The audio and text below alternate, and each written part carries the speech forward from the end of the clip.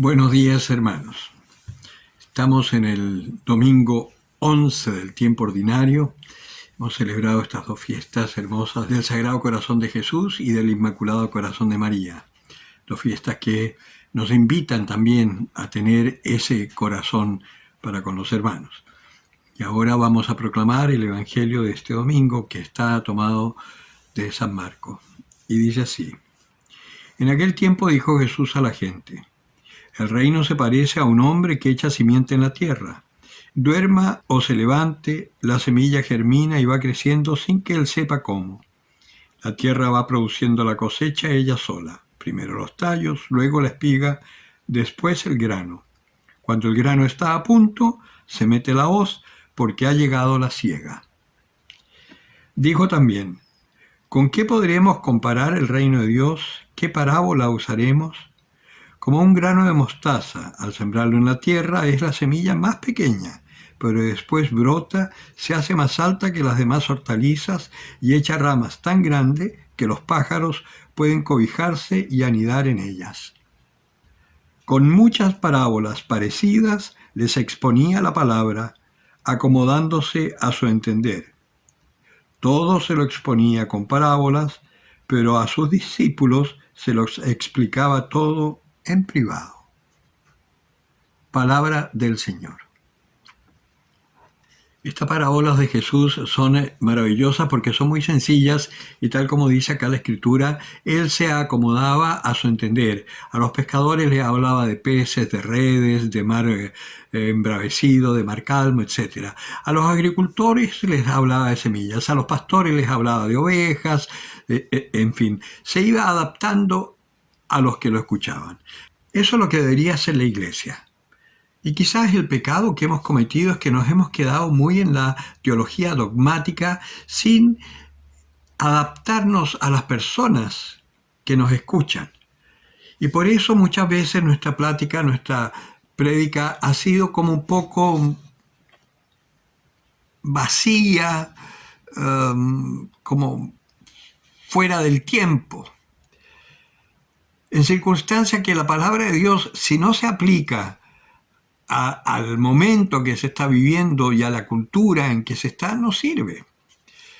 No sirve porque nos quedamos así con algo quizás que es muy sublime, pero que no nos toca. Y más que el contexto cultural, social, en donde podamos estar, lo fundamental es que la palabra se meta en tu corazón, porque es una palabra para ti. Y bueno, y me podrán decir, bueno, pero ¿qué tenemos que ver nosotros con el grano de mostaza? ¿O qué tenemos que ver nosotros con esta simiente en la tierra? Pues bien, las dos parábolas tienen algo similar.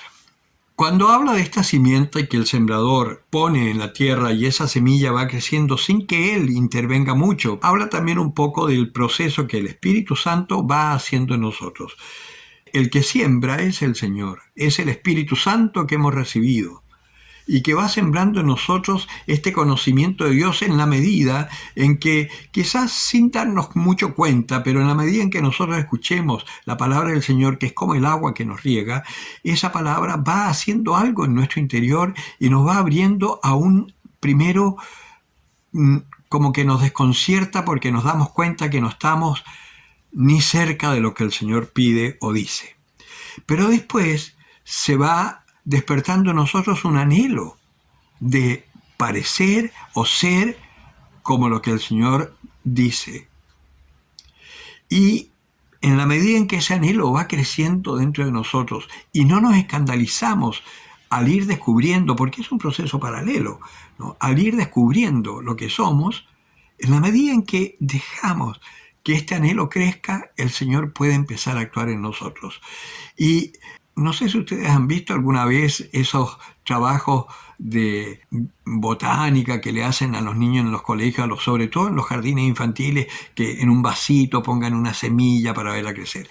Bueno, si uno ve esa semilla, uno va a ver que al principio se pone bien fea. Un grano de trigo, por ejemplo, empieza a soltar una cosa blanca fea y como que se empieza a hinchar y se empieza a... Eso es todos los pecados nuestros que van saliendo. Pero resulta que en la medida en que eso va con el agua, con la tierra, va produciendo los elementos fundamentales para que ese germen brote. Resulta que surge una plantita que es débil y chiquitita, blanca, como un hilito blanco debajo de la tierra, pero eso ya es el trigo nuevo. Y de ahí, cuando salen dos hojitas chiquititas de nada que parecen hierba. Pero resulta que después sigue creciendo, se va poniendo verdecito y empiezan a salir las hojas de lo que son. Que en el caso del trigo es una espiga preciosa que va creciendo y se empieza a hinchar. Todos conocemos las espigas, ¿no? Pues bien, y adentro hay trigo nuevo. Pues eso somos nosotros, si nos dejamos tocar por el Espíritu. Y el grano de mostaza es lo mismo, la más pequeña de todas las semillas. El Señor se ha escogido lo que no vale. Nosotros no nos creamos mucho. Si estamos en la iglesia es porque somos lo peorcito de la sociedad y de la humanidad. Pero con esto es con lo que el Señor va a hacer los milagros. Y nos ha escogido a nosotros, o sea, alégrate.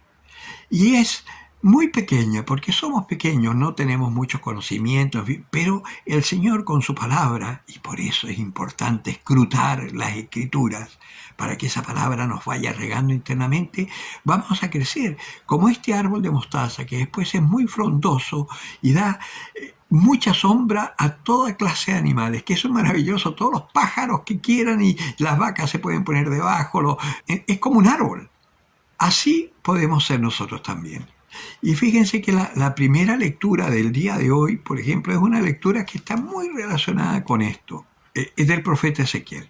Y que dice que arrancaré una rama del alto cedro y la plantaré. Ustedes conocen los cedros, esos árboles maravillosos, así que son como unos pinos gigantescos, preciosos. Pues bien, del alto cedro arrancaré una rama y la plantaré ahí en lo alto para que se vea en todas partes y dé fruto y florezca. Nosotros somos, como iglesia, esa rama del alto cedro. Hemos nacido de los judíos, son nuestros hermanos mayores, pero esta rama está plantada y es una rama que está destinada a florecer y a que todo el mundo la vea. Y nosotros somos los que vamos a llevar la respuesta a las inquietudes y a las angustias del mundo futuro. Como ya lo hicimos en el Imperio Romano cuando vino la decadencia. ¿Cómo se puede saber si estamos en los tiempos de la decadencia? Es algo que se repite, en todas las épocas se ha repetido, la perversión de las costumbres. Se empiezan a cambiar los parámetros de vida que han mantenido a la sociedad estable por otros parámetros que tienen una apariencia de bueno y de modernidad, pero que en el fondo va corrompiendo a la sociedad. Y si nosotros vemos lo que pasó en el Imperio Romano, la promiscuidad que hubo, la idolatría, el aborto, los adulterios, la homosexualidad a todos los niveles. Cuando cae el Imperio Romano y surge el cristianismo, como que se equilibran las cosas y la gente que empieza a retomar de nuevo un camino de crecimiento humano. Pero después de todo el esplendor de la Edad Media, que contrariamente a lo que dicen que fue un caos y toda la Edad Media, fue una época de una profunda espiritualidad. Después viene la decadencia, cuando viene la penetración de todos estos poderes del mundo, de los banqueros, de toda la cosa económica, y empieza a surgir una iglesia de éxito, poderosa. ¿A dónde llevó? Al Renacimiento. Están dando la hora. Bueno,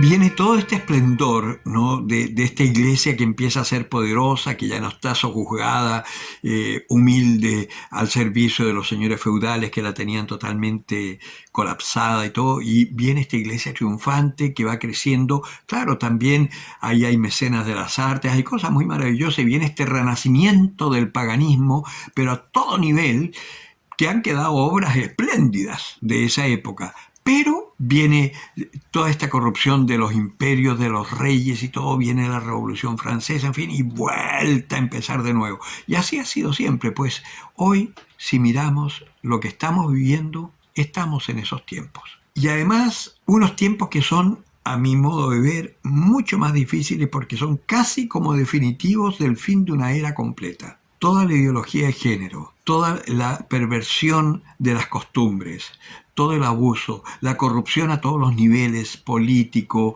incluso religioso, y no solo de la Iglesia Católica, la corrupción está por todos lados. De las instituciones más respetables también están corruptas. Entonces estamos en un final de era. Pero además con un agravante, que lo que se está imponiendo no es una cultura superior, sino que es una cultura demoníaca. Lo que me hace pensar que estamos en los tiempos del anticristo. El falso profeta está predicando y vendrá el falso Mesías. ¿Qué hacer? Nosotros los cristianos, prepararnos para hacer esa palabra de esperanza y de vida cuando venga el caos, que ya está empezando. Podemos empezar a practicar ahora con nuestros vecinos que están sufriendo, que están desconcertados, que están con ira, que ven que los gobiernos prometen cosas y después se dedican a hacer cosas que no tienen nada que ver y lo esencial se olvidan de lo esencial por cosas secundarias y que están con rabia. Darles la esperanza, hacerlos entrar en la esperanza. Como dice ese salmo tan antiguo de Pentecostés, es fuego que nace en quien sabe esperar. Partamos nosotros creyendo esto y sigamos contagiando a los que están a nuestro lado. Que este contagio del Espíritu Santo da vida, no como el otro que mata. El que tenga oídos para oír, que oiga.